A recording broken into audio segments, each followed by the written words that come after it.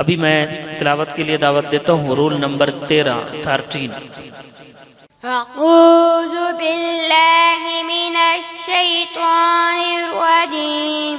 بسم الله الرحمن الرحيم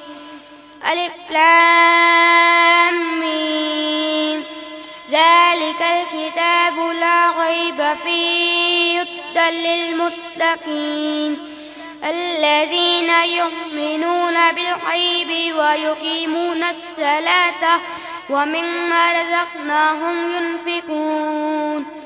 والذين يؤمنون بما أنزل عليك وما أنزل من قبلك وبالآخرة هم يوقنون أولئك على هدى من ربهم وأولئك هم المفلحون إن الذين كفروا سواء عليهم أأنذرتهم أم لم تنذرهم ولا يؤمنون ختم الله على قلوبهم وعلى سمعهم وعلى أبصارهم غشاوة ولهم عذاب أليم ومن الناس من يقول آمنا بالله وباليوم الآخر وما هم بالمؤمنين يخادعون الله والذين آمنوا وما يخادعون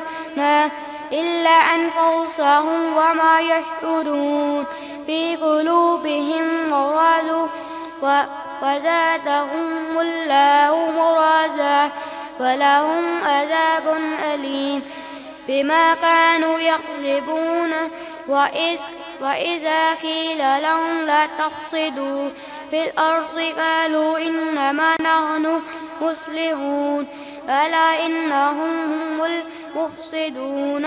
ولكن لا يشعرون صدق الله العظيم.